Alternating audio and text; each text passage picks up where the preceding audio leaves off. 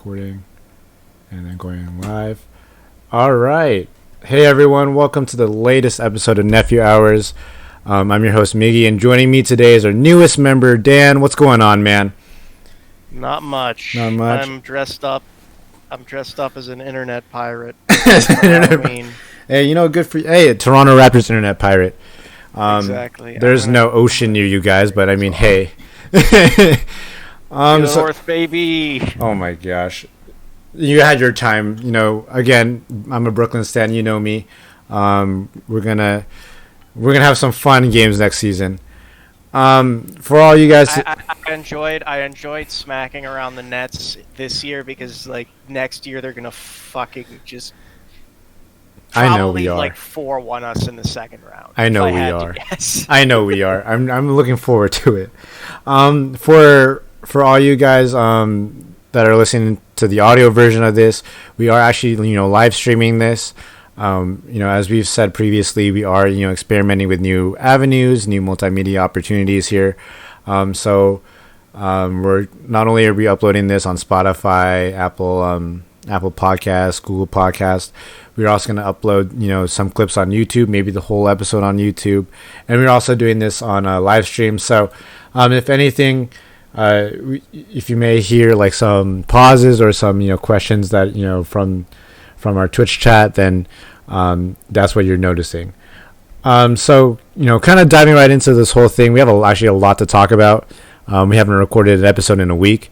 A lot of it's because I was on vacation and, we were also, all busy. But, first thing I kind of want to talk about here is the 2020-21 season. Currently, the NBPA and the NBA and the Board of Governors are all like kind of fighting and negotiating with each other. The big point here is that the NBA wants to start on December 22nd, and we all know it's because of money and, TV broadcast. And it's not gonna happen. And then really, because no fucking way. Because the NBPA, according to Michelle, the executive director Michelle Roberts, she said that an overwhelming amount of players want to start on January 18th or Martin Luther King Day. It would give more time to rest, and kind of I guess would help a lot more players. The deadline apparently for the CBA talks are actually October 30th. Again, for all those for all those who are again listening on audio, we are recording this on October 29th at 6:12 p.m. Pacific time, West Coast, Best Coast. Another key point here, also before we kind of dive into this, the cap numbers would actually stay the same at 109 million, and the tax numbers would be 132 million. That actually did surprise me. I was expecting the cap to go down, although I guess I'm wondering if there might have been some fudging of numbers there, if the Players Association had to negotiate that, because particularly next year that would have put the big free agency that we're all waiting for in next year into question. So the reason why it's staying the same is that apparently if they were to follow like the rules on the league revenue that they received this past season, the cap would have been 90 million instead of 109. So a lot of things would have been screwed. So I think with the cap space, I think you can keep it at 109. My issue, I think, is with the tax staying at 132. I think it not only screws a lot of players over, but it screws a lot of teams over by not increasing the tax, apron, maybe to at least 135, 137, kind of give that leeway.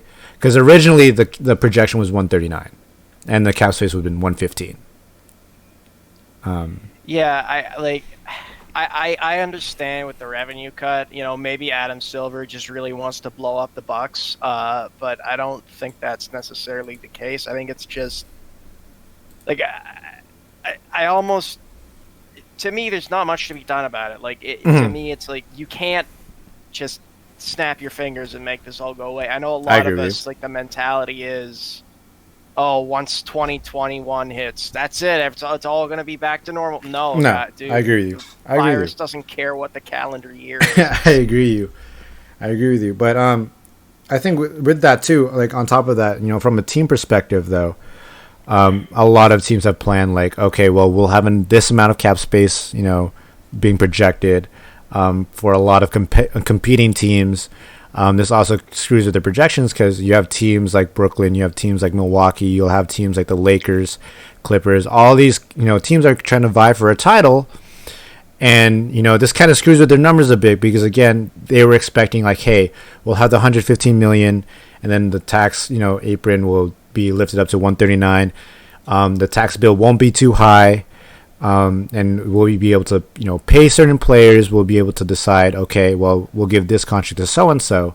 I want to also mention the Warriors too, because this also super affects the Warriors, who are right now on track to have like a record in tax paying. So because they got that Wiggins contract, and they're paying max contracts to Steph and Clay, which I mean, got it.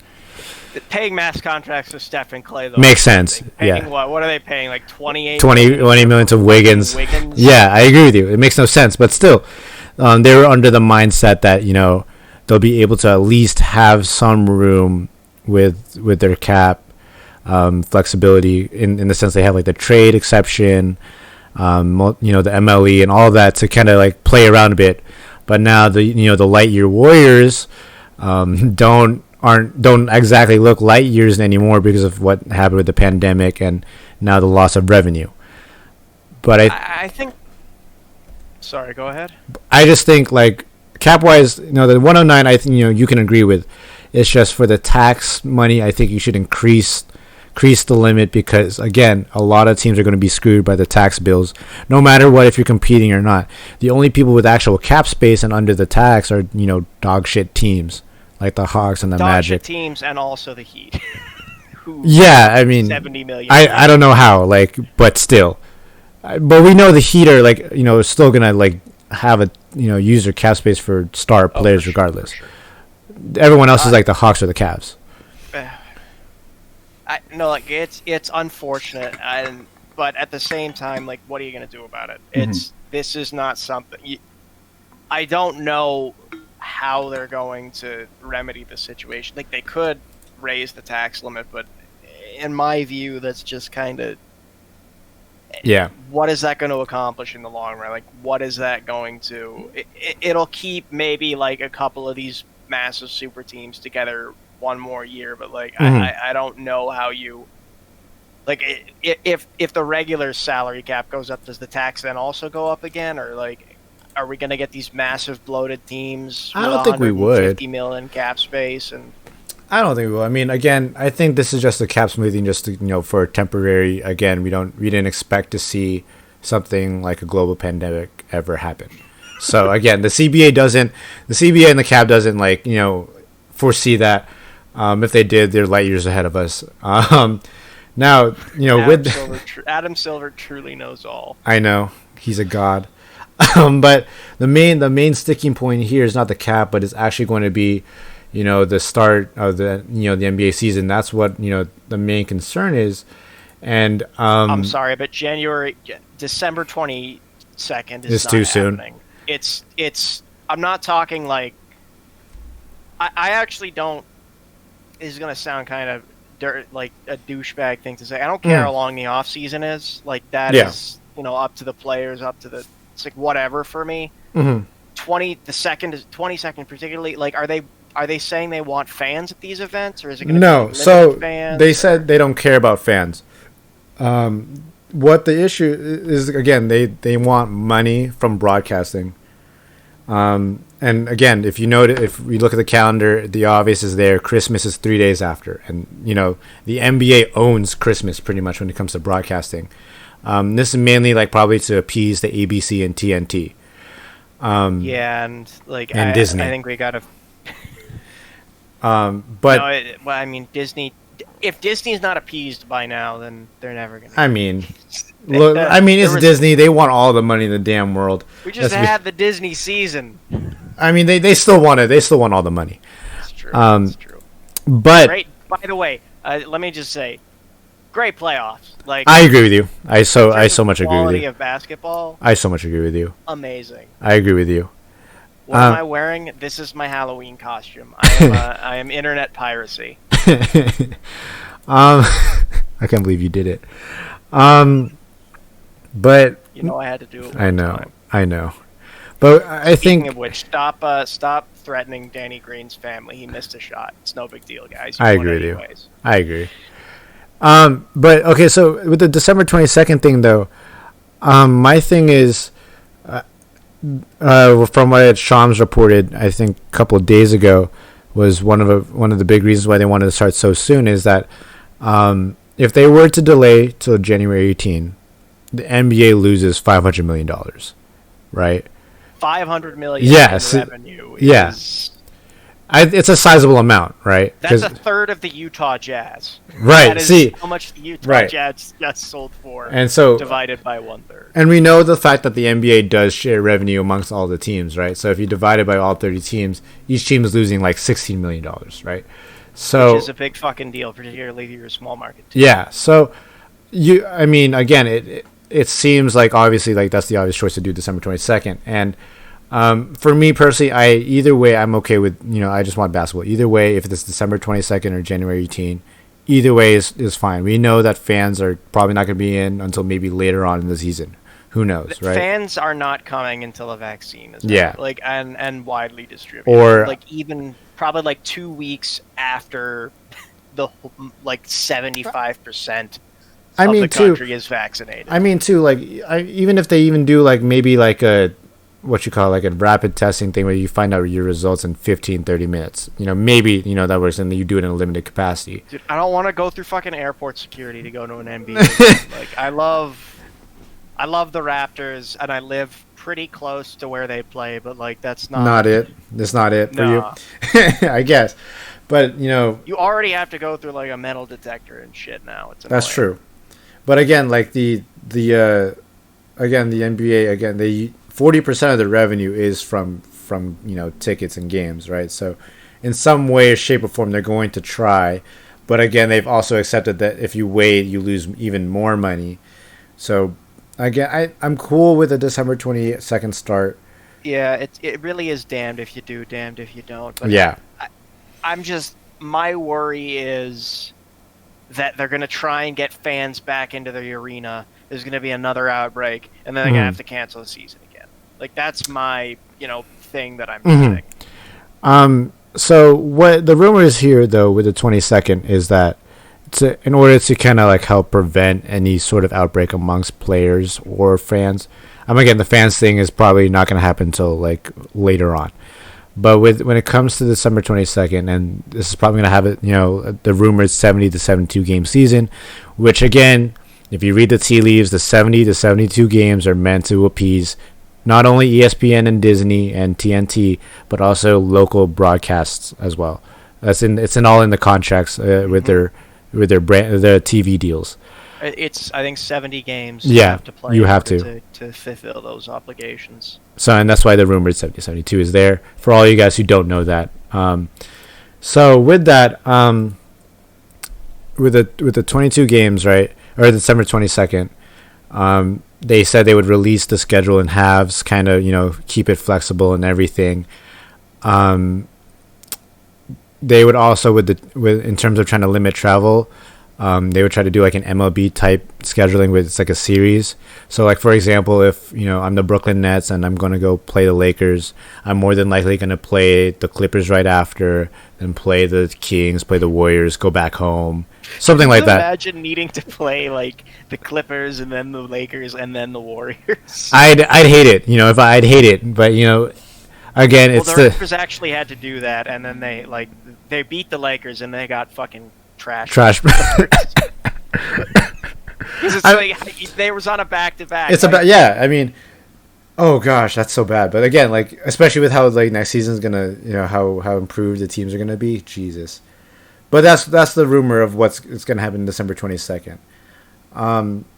Again, for me, the benefit that I see for January 18 for MLK Day, the players would get more rest. But I just think it's just a moot point because if the NBA wants December 22nd, it's going to be December 22nd.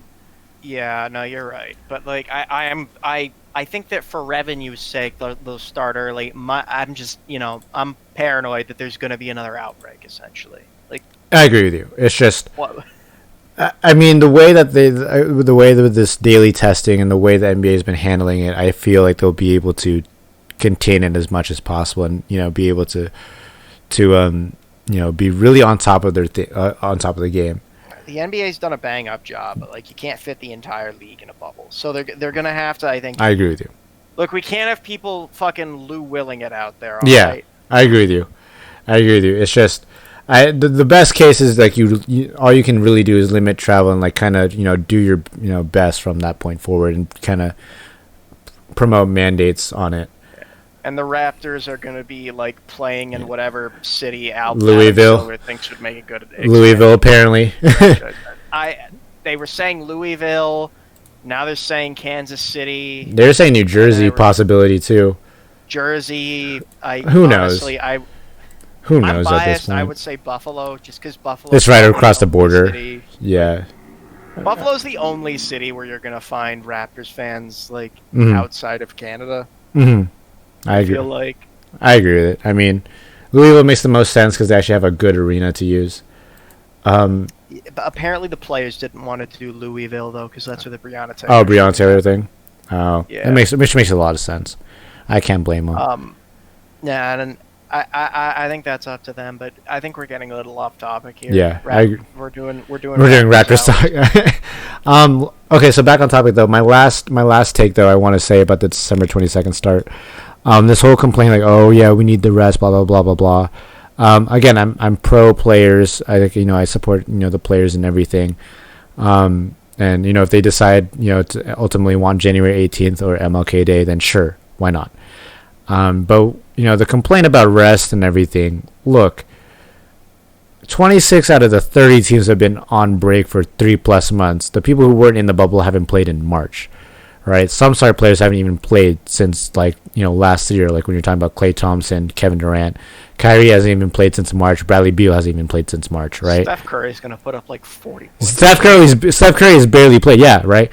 So it's like the only teams truly affected are the Lakers and the Heat. Right, 2.5 months. Sure, it's a quick turnaround. The other two teams you can probably argue for is the Miami Heat and Denver Nuggets. But even then, right? Boston Celtics.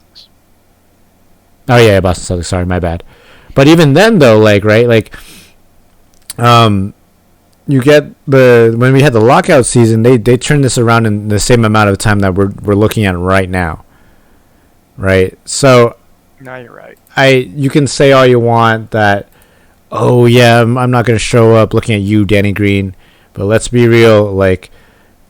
Again, if the NBA decides hey, for the future of the league, we need this to happen now, then yes, it's going to happen December 22nd. To be fair to Danny Green has not showed up in a basketball game since 2014. And that is true. I agree with you. That is also true. That's mean. I'm sorry. That's also true. Danny Green's a really nice guy. He showed up in Game 3 last year. But no, this is... It really depends on what. I think it does depend on how the negotiations go. I think at this point, anything we say about it is just going to be us agreeing with each other for 30 minutes. Yeah, I know. I agree with you. I had to do it. I had to do it. You had to do it. I had to do it to you one time. But yeah, moving right along though. We want to talk about, just for a little bit, the Philadelphia 76ers, because they don't get talked up enough in the news. We don't talk about the Sixers nearly enough. I think we need to talk about the Sixers at least 80%. 80% of the time.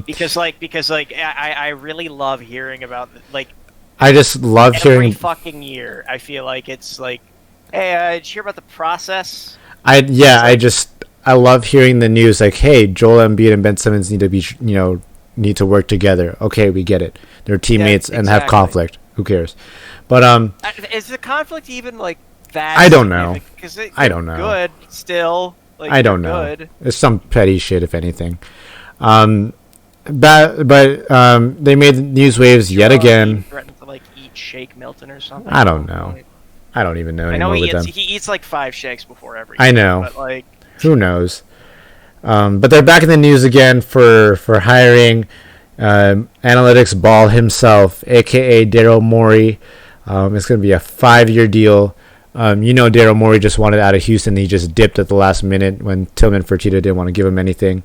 Let me just say, terrible move by Tillman Fertitta and the Rockets. Facts. Great move by Philly. I know. I hate Philly, but this is actually a great move for them. Oh, for sure. Like, look, you can shit on fucking. You can shit on Daryl Morey all you want. But this is so good. He wasn't able to like beat fucking LeBron James and Anthony Davis. But he did what he did. He did what he did. You got to remember that, and this is, I think, why I respect Daryl Morey. Mm-hmm. So many teams, when the Warriors had their period of dominance with Kevin Durant, basically just decided, okay, let's roll over and die and tank for a pick or whatever. But the Houston Rockets didn't. And not only did the Houston Rockets not do that, they would have beaten them if they were missing 27 they threes. Go 0 for 27. I agree with you. With Morey, a string and a statistical anomaly away. I agree with you. But with Morey in Philly now, apparently he now will oversee basketball operations. So Elton Brand doesn't have full control of giving out terrible contracts to old players. Good. So I think this is a great move for Philly. We know Daryl Morey's a great GM, and I think Philly's going to need that. Now the concern is will there be any roster moves? Personally, I don't think so, unless it's trading Al Horford or Tobias Harris or Josh Richardson. I think my prediction is they are going to try and unload the Horford contract. I agree with you. Mm-hmm. I think they're going to unload the Horford contract, and I think they're going to try and unload them to OKC. Really now? Oh, for CP3? Not just for CP3. I think they're gonna probably move picks and like 1 or 2 promising young players. If I am OKC and I'm like, look, we're gonna rebuild. You might as well take it, right? Yeah. Well, what I think they're probably gonna do is they're gonna take on the Horford contract and Thibault. Yeah. And then a couple of picks in exchange for taking on Horford and Thibault, and then they're gonna hopefully send them CP3. That would be a good deal. That's what I would do, but I'm not. I think if you're trading Horford, you would obviously get CP3 if I'm the Sixers. What else? I mean, the rumor would be give up a shit ton of picks, but like I agree with you. The rumor would be that they go also for not Bradley Beal, Buddy Hield in Sacramento, and I think that's like the most likely one. I keep hearing that, but like just because. I don't think the Kings will be so quick to give up Buddy. I feel like there's kind of an underlying assumption about a lot of small market teams that they're easier to fleece. Yeah. And I don't buy that. So with it though, apparently though, it's not just because it's a small market and they'll take anything. Apparently there's a it was rumored because of social media like interactions that Buddy Hield has been partaking in. He's kind of been hinting that he wants to play in Philadelphia. Case in point, I think it was a couple of weeks ago.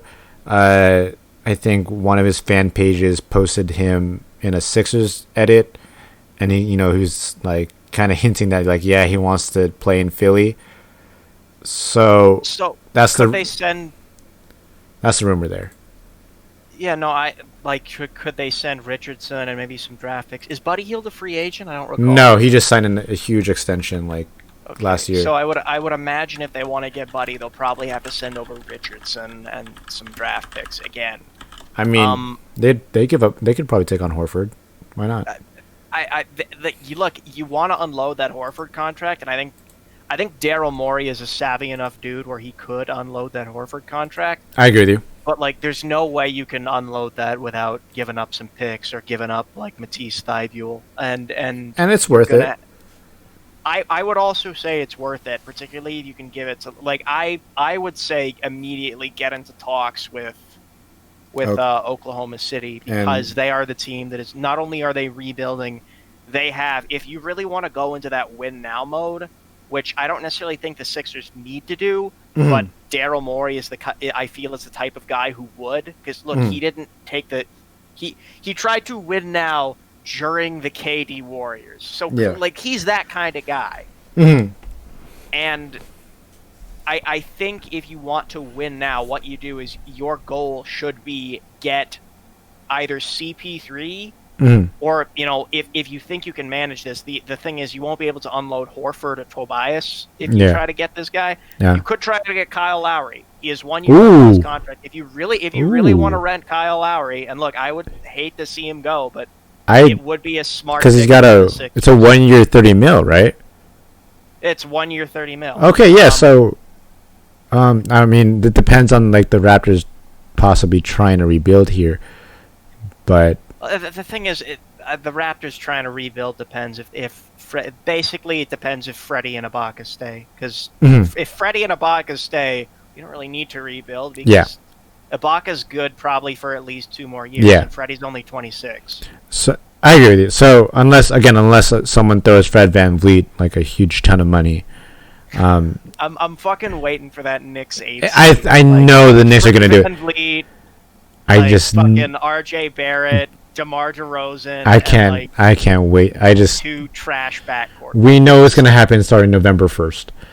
It's gonna be so amazing. It's gonna be I just feel it. The Knicks are gonna be like the most fun 36-win team to watch of all time. I know. If we're doing 72 games, they're gonna win like 20 games, and it's gonna be so fun. And they're gonna be so fun to watch it. They're still gonna make the playoffs. Oh god. Next year is gonna be like 50, 50, 50, 50, all the way down to like the 16. Oh gosh, no. Pictures with like 45, and then the AC is going to have like 17 wins. Oh gosh, I'm going. Oh gosh, before we go off topic memeing. Oh my god, kind of wrapping up the Sixers here.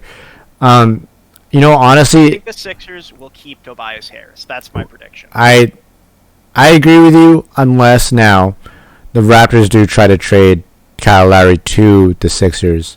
I think they, honestly, if change that, I think if the Raptors do try to give Kyle Lowry to his hometown Philly, I genuinely believe that they would take on the Horford contract, more so because it's insurance for Gasol and Ibaka, who again are uncertain.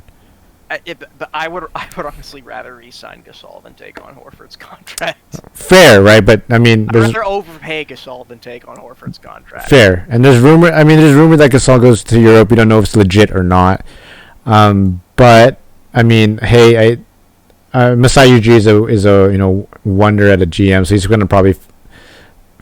It's a battle of finesse between Morey and Masai, and at the end of the day, they both win. I don't think Lowry to Philly is that likely. It's just a possibility. It would be a good thing to see, hometown You're hero. Gonna remember that. Sorry, I didn't mean to interrupt. No problem. When I think Tobias was on the Clippers under Doc, he was great. That's fair too. That's a good point. I forgot about that. And I think I'm not saying that Tobias is worth a max contract, but he's kind of like Wiggins, where I think he's still good enough.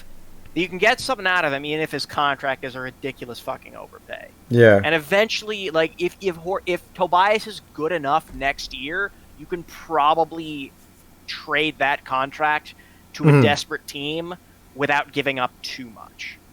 I can see it. Maybe if Tobias has a good season, maybe the Hawks or something will take him. I can see it. Although I think the Hawks are probably going to make a play for like. I think they're going to make a play this season. Might make a play for the 8th seed next year. Yeah, that's the rumor. I guess we'll move on to the Rockets now. Yeah, we will, because we're going to talk about the Morey's former team. Can't go. What the fuck are you doing?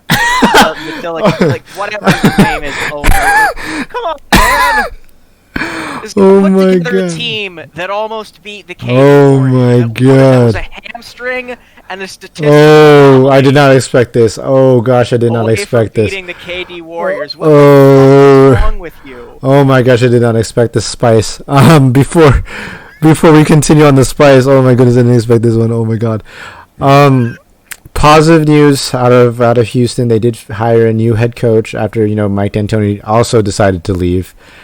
They hired. That one I understand. They hired Mavs assistant Stephen Silas, who is a son of legendary coach Paul Silas. This is also Stephen Silas's first head coaching gig. However, he has gained a lot of respect, throughout the league. As an assistant coach, he first started coaching under his dad, but then he went on to coach under the Warriors for 4 years, and now was currently with Rick Carlisle in Dallas. To help with his resume, though, I think this is a benefit for him in Houston, is that he coached Kemba Walker, he's coached Stephen Curry, he's coached Luka Doncic, Kristaps Porzingis, he's coached star players. What does Houston have? Star players in Russell Westbrook and James Harden. Also, his possible staff is rumored to be retaining player development coach John Lucas, who was a finalist for the job. With John Lucas, he's also good standing with James Harden and Russell Westbrook, so it'd be a good thing to keep him. Also, possible hirings for his assistant staff is going to be former Pacers coach Nate McMillan and former Suns coach Jeff Hornacek. So, I mean, his staff is going to looks pretty good so far on paper. I think my worry is. Oh, sorry. My only thing was that the coaching hire. I mean, as much as it provides a new perspective, new voice, and it should help Houston with James Harden and Russell Westbrook. Will the rest of the roster, even deliver on possibly giving Houston a shot at a championship? I was gonna say the issue with the Houston where do you go? You are basically completely full to the cap with Harden and Westbrook. Mm-hmm. Who else do you get? Who's your great defensive wing or great? I mean, you have man? Covington. He's a solid player. He's a solid. No, you're right. You have Covington. You have Gordon. You have some solid guys, but PJ Tucker, who's the best center under 6'6" in the whole NBA. True. Okay, that's true. He's the best center who's shorter than a shooting guard. Mm-hmm. But what do you have that will get you? Let's be real. How are you going to beat LeBron James and Anthony Davis? That's true, and they don't have size. And the thing is, of all the teams in the league that are win now, look, even if a team like Milwaukee, Giannis leaves, at least they have some cap space left over. Yeah. The Rockets are they're just cheap. They don't have cap, and and Tillman Fertitta doesn't want to pay for taxes because he's cheap. Exactly, and quite frankly, they have lost a shit ton of draft picks to OKC, if I recall correctly, in the Russell Westbrook trade. Yep. Mm-hmm. OKC, by the way, just fleecing everyone. Shout out to them. Got 80 draft picks. Shout out to them. No, that's the issue with the Rockets, though, is their roster's full. I don't know where they go from here. And I'm sure Paul Silas can be a great coach. I agree with you. I think Harden can be. I think Harden has to play a little more off ball, but I think that's that was the point of getting Russell Westbrook. But I mean, it worked. You got to remember, Morey Bowl, the where you go for the most efficient shots, layups, and 3-pointers. Look, there's nothing wrong with the Morey Bowl. Morey Bowl works. The issue until you is get to the playoffs. Ball. Yeah, micro ball doesn't work because micro ball is going to win you a couple games here and there, but it's not going to win you a championship. No, unless you're the Golden State Warriors. Championship, particularly when you have to play against even if the Rockets had somehow beaten the Lakers, and this is insane to even think about. Okay. How are they going to beat the Nuggets? How are they going to beat Nikola Jokic? How are they going to beat Bam Adebayo in the Heat in the finals? It's not going to happen. They would have to shoot every game, and these teams were hot shooting teams. And you're never going to make. The Warriors are the exception because they have literally two of the greatest shooters of all time. Yeah, facts. And James Harden is not that far behind, but you got you're not going to get to the NBA Finals without going through Anthony Davis and Nikola Jokic. And LeBron James and Stephen Curry and Klay Thompson. I'm saying, like, in regards to elite. Oh, and in the height, yes, I agree with you. Like, you're not going to get to the NBA Finals without going through at least one of Nikola Jokic or Anthony Davis. And there is nobody on the Rockets who can beat those guys. And I'm sorry, PJ Tucker's a great guy. He's just not big enough. Like, he can play the defense. He's 35 and he's 6'5". That's true. He does not have to play center. This is elder abuse. He can play the defense. He's just too old and too slow at this point. It's not even that he's too old and too slow. Nobody who's 6'5" can guard. Well, I mean, no, nobody's 6'5" can guard Anthony Davis. Like, who's the shortest guy who can guard Anthony? It's like OG Anunoby is like 6'7" with a 7-foot wingspan. That's true.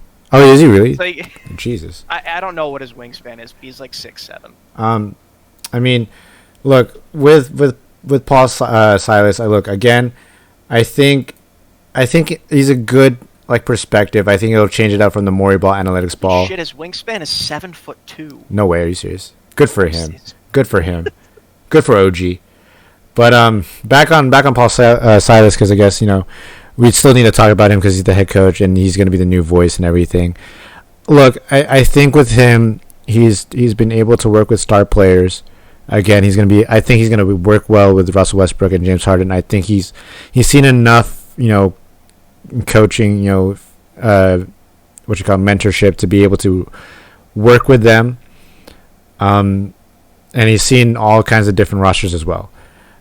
So I think he can work well with Russell Westbrook and James Harden, Robert Covington, PJ Tucker, Eric Gordon. We could talk more about the Rockets roster construction issues in a future episode. But overall, I think this is a good hire, regardless. I would say so, but like the issue is the roster at the end of the day, and like I'm not going to slander Houston and say they have a trash team. They don't. They have two generational talents on their team. But where do they go from there? And like they need to get like an elite big man. And I'm not saying this strategy can't work, because I think it can. I think you can have a team that shoots like a shit ton of threes, and like, but you need you need basically like a stretch 5 or a stretch 4, and Gallinari and Ibaka are too expensive for them, from my perspective.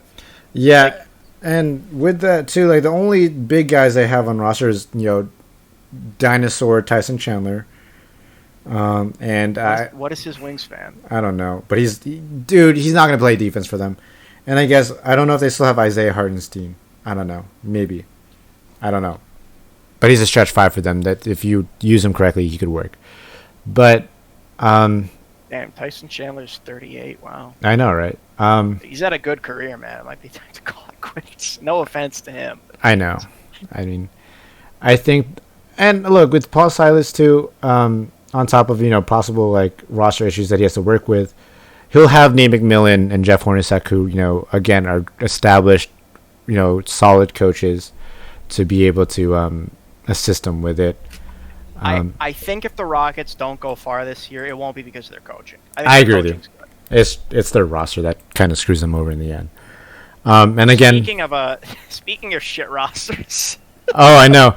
Like we'll talk about Houston on another day. But I would kind of, you know, like you brought up, we're gonna actually start our off-season team breakdown series that we all promised you guys. And we're gonna start off with the number 1 pick, and that's going to be with the Minnesota Timberwolves. You said they have a shit roster. I'd like to hear about this one. Okay, aside from D'Angelo Russell and Cat, who else is on the Timberwolves? Like, okay. Genuine question. Can you name another player on the Timberwolves? I mean, aside from those two. And I was going to bring his name up, you know, when we were talking about free agents, but Malik Beasley, who is currently in trouble with the law. I don't think that should be that big of an issue anyway. It's the 5th degree. He's not gonna get it. Nothing bad's gonna happen. He threatened his family with a gun, apparently. Oh, I did not read it. So I only read about the 5th degree charge of drug possession, which I believe was marijuana. But I did not read about the gun thing. By the way, shit ton of marijuana, like pounds and pounds of it. Oh God. I don't know. Oh gosh. Okay. Oh, they have James Johnson from the Miami trade, and oh yeah. And Jelly Fam Nas Reed. But okay, I see your point though. It's not a great roster. It is not a great roster. I see it. D'Angelo Russell and Cat are both great. Like I no disrespect to them, but they need to leverage this pick as much as they possibly can. Yeah. Look, they could say they want to be a win now team, but even if they like trade that pick and a couple of young guys for a really great wing, they're still not going to probably make the playoffs in my view. Yeah. No offense to like them, but it's just how stacked the West is.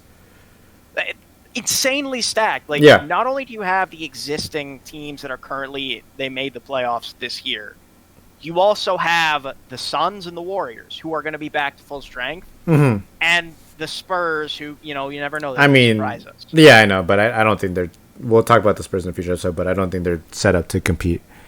Grizzlies, though. Yes, the Grizzlies, Pelicans, maybe. My thing though, with Pelicans should be in the Eastern Conference. That's a conversation for another time. I would say Memphis, but again, it's a conversation for another time. But I think with the Timberwolves, again, D'Lo plus Cat. If you want to say they're trying to be in a win now mode, I mean, who do you even trade for?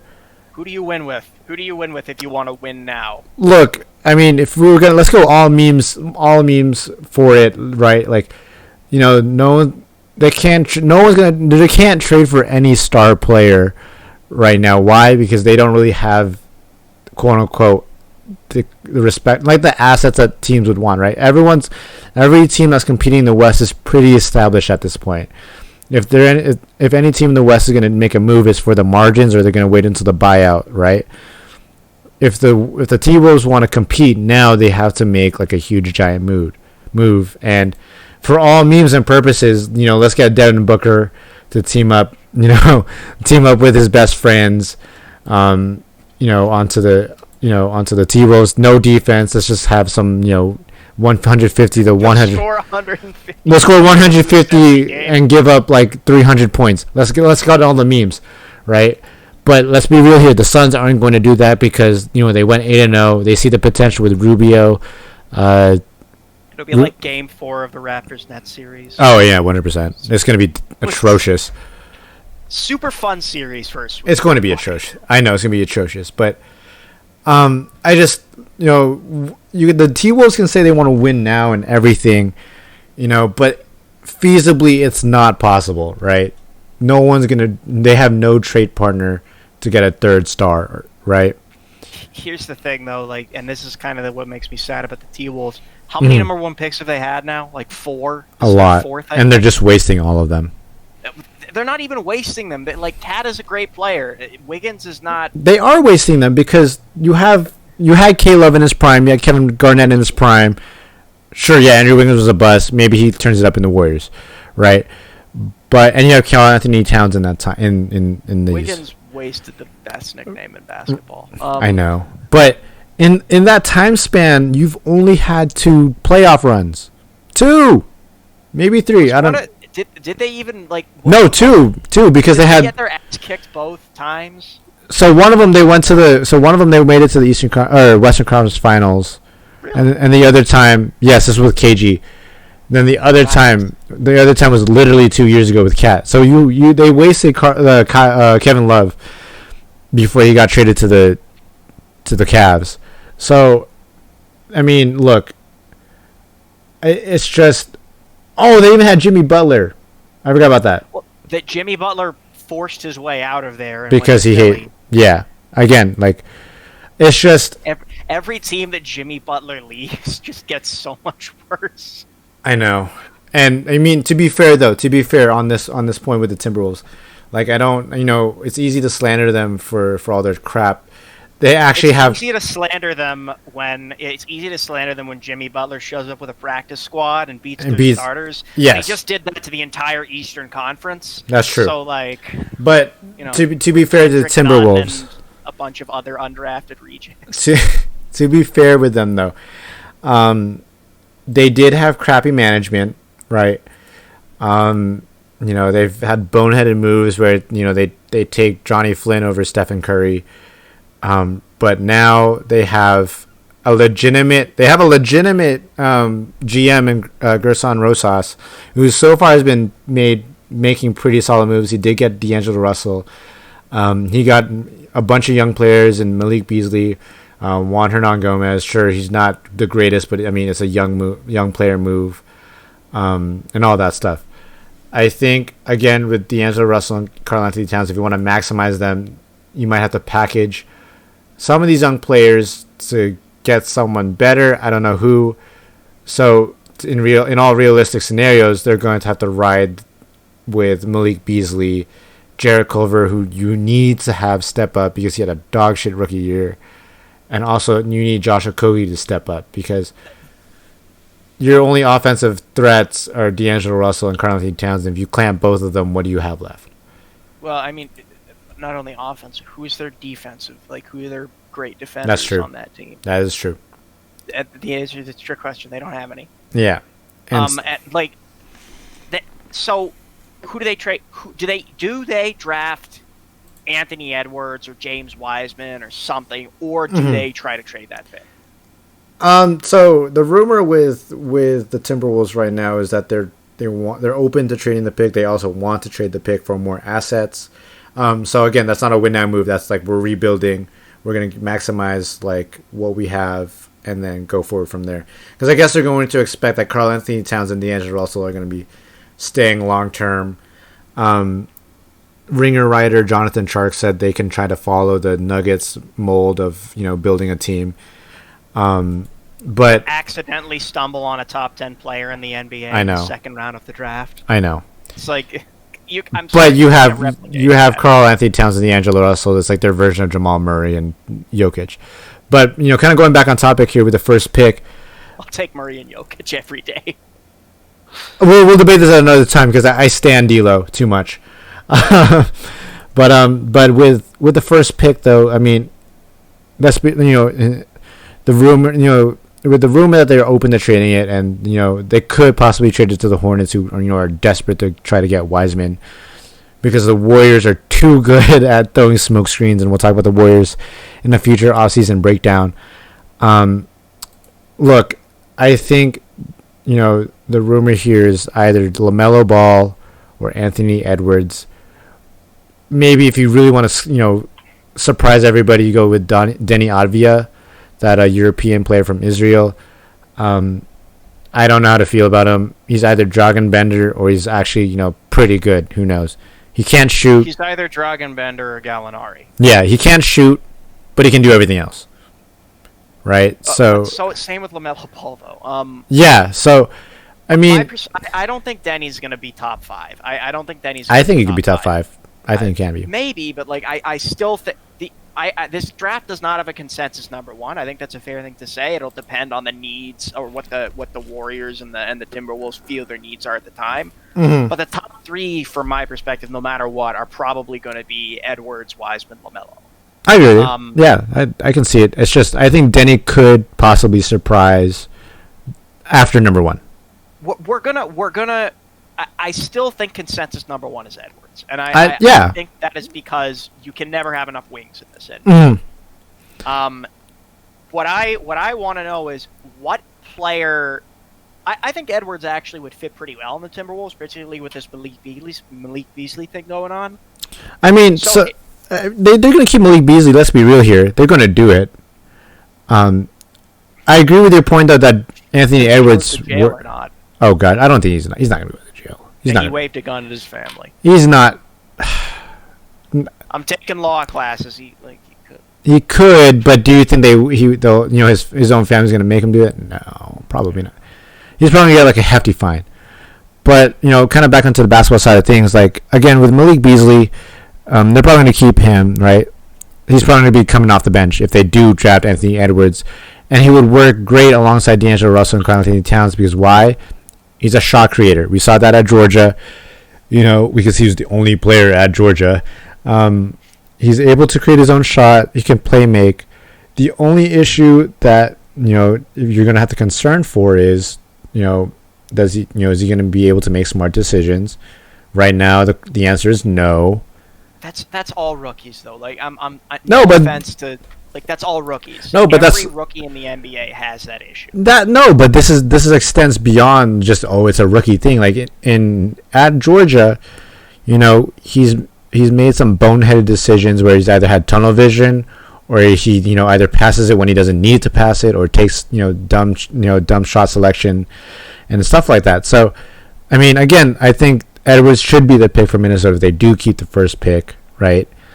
But if I'm the T-Wolves and you run out the core of D'Lo, Cat, and Edwards, I mean, ideally you have at least some player who can play some defense if he's paying attention in Edwards, right? And a shot creator, so it takes off pressure from D'Lo, Cat, and Edwards. Did a live workout. Oh yeah, he did that with Clutch because he's with Clutch. Yeah, so that too. He's probably gonna be gone after his first contract. He's gonna go play with LeBron in LA. Sorry, Timberwolves. Well, that OG Anunoby's also with Clutch right now. Oh gosh, jeez. I'm just saying, look, Edwards could do like a live workout, and the workout's supposed to make him look good, especially when he's doing it with LeBron and AD. Again, I know I'm beating a dead horse. He should be the pick for Minnesota. The question is, the question is not if Minnesota takes their pick. If Minnesota decides to actually pick a player, who do they pick? No, obviously they're going to pick Edwards. Yeah. Maybe outside chance Wiseman, because I don't think you pick LaMelo if you already have D'Lo and Cat. If you pick LaMelo, I think they just want a secondary ball handler, and let's try to be Showtime maybe. They have D'Lo and Cat though. I don't think they need another ball handler. I agree with you. Yeah, but I mean, for all memes and purposes. The question is, do they trade the pick for another wing who has slightly better defense? Do they trade the pick for like Norman Powell or something, or no? Who's another wing? Alex. I was no. going to say Alex Caruso. No. I don't think they trade the number one pick. I think the only time they would trade the pick is if the Hornets or the Bulls. I don't know about the Cavs. I don't know about them. Maybe, but if anyone, Cavs have some young talent though. Like the Cavs are. Yeah, but they're not gonna. I mean, if they do try to, reunion with Caleb, maybe, sure, right? Which I doubt, but not gonna happen. I mean, but so the following teams that would probably trade up for one are the Hornets, who again have been very, very adamant they want to get James Wiseman, right, over the Warriors, who again we'll talk about the Warriors in a future episode, but James Wiseman fits perfectly on the Warriors. Warriors are gonna fucking kill us all next season. I know. Chicago Bulls are fourth. They could trade up to try to get LaMelo or Anthony Edwards. Bulls, honestly, of all the teams in the East, I'd say probably going to make a play for the LCS. I think the Bulls have the best chance. Maybe the Hawks. Maybe. Oh yeah, the Hawks at 6. They could try to trade up and get Anthony Edwards, right, for the hometown. But it would give the Hawks a secondary ball handler. The Hawks need a secondary ball handler who is also a defensive anchor. They need someone like look, Anthony Edwards plays defense. Again, he has to pay attention all the time. That's the drawback. That's true. The question is ultimately, do they think they can get a player who is as good at as Anthony Edwards with the first pick? Of all the teams in the top 10, no. Unless there's no way. No. Unless I'm not talking about from the draft. I'm talking about by trading the pick. They can. Can they get a player who's like, a high efficiency, mid to low volume scorer who plays good defense and can handle the ball a little bit? Realistically, no, I don't think so. Because let's be real here. A lot of I'm trying to think this off the top of my head. A lot of the teams that have those players, they're going to they want to keep them. They want to keep them. Yeah, right. The only just popped in my head now. The only possible wild card team, if he isn't going to be traded to any other contending team, is Drew Holiday. Right, but Drew Holiday is probably be traded to a contending team, right? So outside of that, I don't see anyone that the Timberwolves can pick up that isn't, unless you overpay. Right. That's the thing. I don't know. My mind keeps going back to Norman Powell, but he's on an expiring contract, so that's not going to happen. And that's just me being a homer. It's like, well, what if we can fleece him? No, I don't think so. Masai, they've suffered enough already. Yeah. Don't do it, Masai. Like if they're going to trade for a wing using the first pick and probably get more assets, it's going to be trading down in the top 10, right? Wing wise, no, you can't trade for whoever's on the current roster. You can. This actually makes a decent point. I agree with that one. It's not a terrible idea because I think Okongwu he's a center. Okongwu, he's a good defender. But he's also a center. Good defense. He's also a center. That's the issue. Like, you gotta find space on the court for him to work with Cat. Look, if you trade down, you probably get multiple picks, right? And so again, I was gonna bring up this point before Denny and Okongwu. Yeah, that's actually a good one. Before he brought it up, the only other option that the T-Wolves have if they're going to trade out is trade to a team in the top 10 and kind of just build more assets. You're not going to win now. Let's be real here. You get players like Isaac Okoro, great defender. You can, I guess, draft Devin Vassell, who shoots like he has he's throwing a medicine ball. But these are solid defenders. To be fair, so does LaMelo. True. But they're solid defenders. Maybe you go for another guard in Tyrese Halliburton, who plays some solid defense, right? Same with Killian Hayes, plays solid defense, right? Yeah, secondary ball handler. That's what the Timberwolves' issue is they need they need a defensive anchor. Because no offense to Cat, he's a great player, but he's got to work on his defense. Which is ironic because coming out of college he was touted as a great defender. It's just so is DeMar DeRozan, and look at him now. It's just they flip flop. With Cat especially, it just straight flip flopped, right? I've been reminded that they also have pick 17. I forgot that the Nets traded that pick to them. Yeah, Jalen Smith pick 17. That's true. Jalen Smith, power forward. Aaron Nesmith from Vanderbilt would be a good pick at 17. But Scrub, his name is Scrub. I don't know anything about him besides Jay Scrub. Well, Jay Scrub he's a second round guy though. What? No, actually, he's projected for first round. Are you serious now? And what? I've never seen him in any mock draft. I saw him projected at 18. What the hell? Okay, I'll have to take a look at it. But look, I want Jay Scrub to go to the Celtics because I want them to have as many Jays as possible. Yeah, I agree with it. I hate the Celtics, but I agree with it. Just the team. I want the all J squad. My ideal trade or ideal scenario for the Timberwolves this offseason because again, free agency wise, I don't think they'll be able to do anything, right? So that's kind of off the thing. They have to trade for players, and again, we talked about this. They're not going to be able to trade for anybody without giving up the first pick and or a lot of their young pieces. So this leaves them only being able to trade their pick for more picks, right? They're stuck in a perpetual rebuild, and I hate to say it, but the Timberwolves have the same problem that a lot of teams in the league do. Mm-hmm. And that is that unless they manage to put together a winning team already or a great young core, no one's going to come there. Yeah, I agree with you. There have been teams that have pulled themselves out of that by becoming great teams. Shout out Brooklyn, shout out Sean Marks. Shout out Brooklyn, shout out Golden State Warriors. Mm-hmm. Raptors, let's face it, nobody's going to come here. Yeah. Doesn't matter if we three-peat.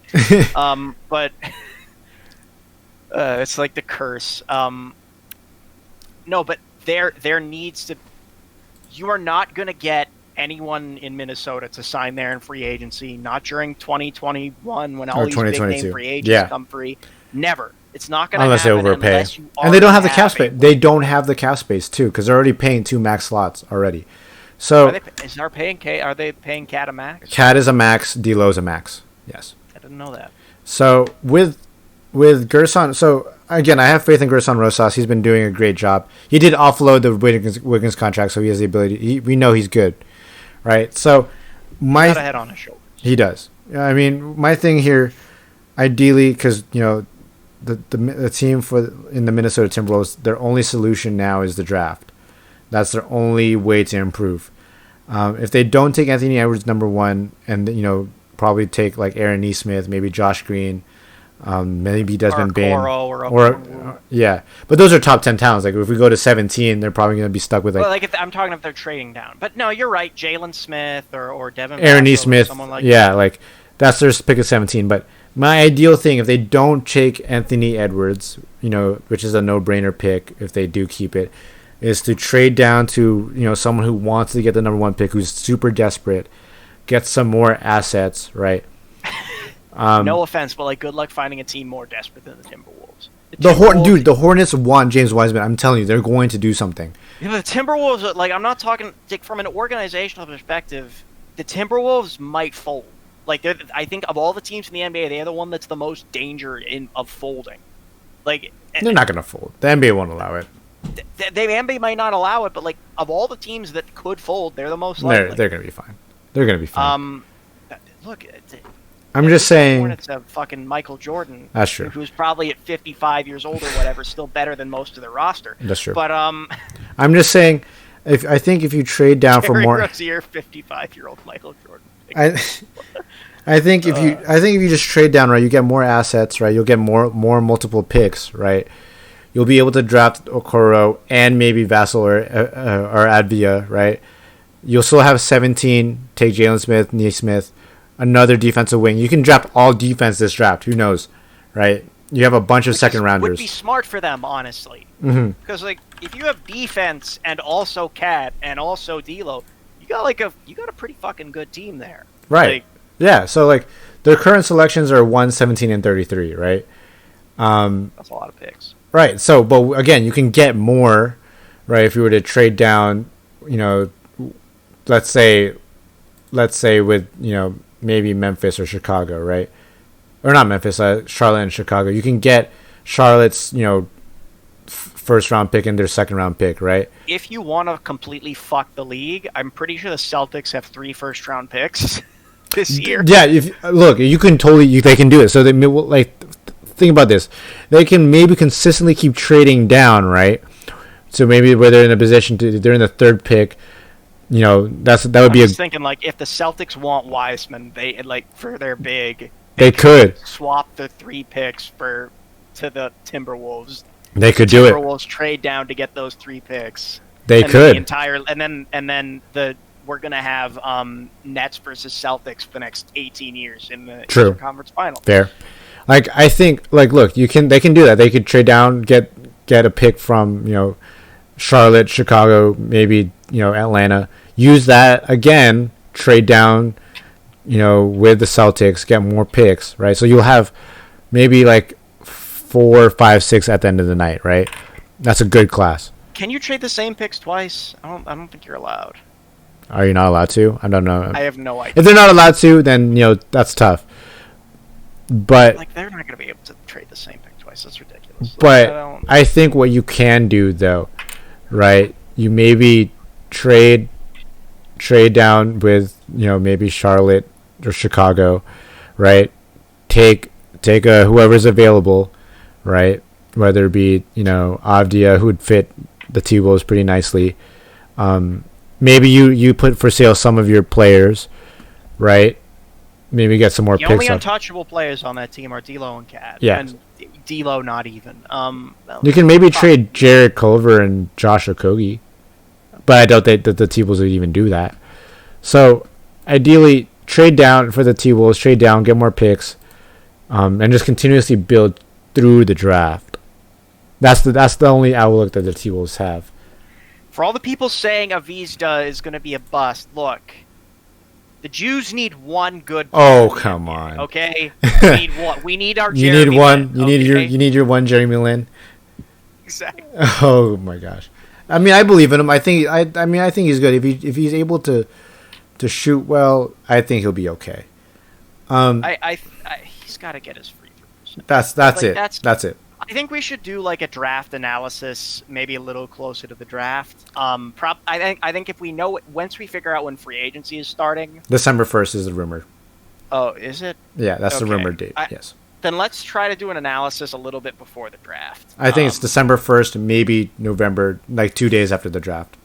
Yeah, let's try to do an analysis of like the top 10 picks. Ooh, I actually have an announcement. I actually have an announcement before we talk about the draft. But kind of last point, I kind of want to talk about for the coaching or not coaching, but T-Wolves breakdown, and it actually relates to coaching. Do you think that the T-Wolves need a better coach than Ryan Saunders? Maybe. What does he have to work with, though? That's true. Like, I mean, he is apparently like a good players coach with the relationship with like D'Lo and Cat. Yeah, but so was Brett Brown. Yeah, I don't know what he has to work with. I don't know if it's possible to accurately gauge a coach's potential or quality if he has a trash roster. I agree with you. But still, you had some semblance of good players. Even if you had a trash roster, you could have at least maybe won more than 19 games. You could probably I would have had more confidence if you. Who was the coach when Butler was around? Dibs. Oh well. Dibs. Right, but okay. So the guy who murdered Derrick Rose on the sidewalk. Jesus. I mean, okay. So he's only 33 years old, so I mean, good for him.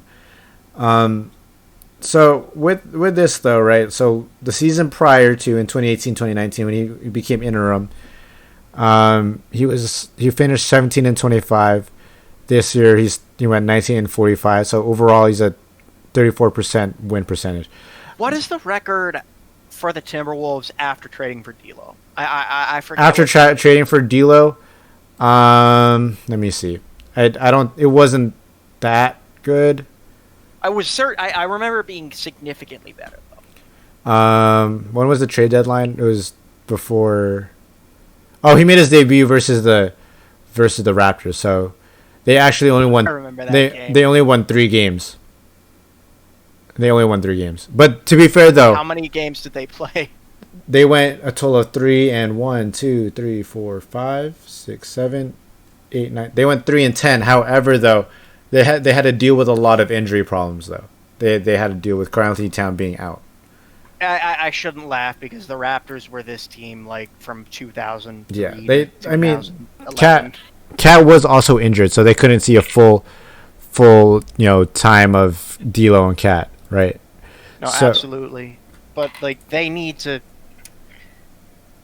I remember that game. Rondé Hollis Jefferson put up 25 points against Cat. I know. It's just, I think it's too. For me personally, I don't think they need any coaching changes. I think it's too early. But I'd start looking at possibly a firing if they don't improve next season. I would agree with you. I don't like this recent trend. I feel like a lot of coaches that are getting fired don't deserve it. I don't think Kenny Atkinson should have been fired.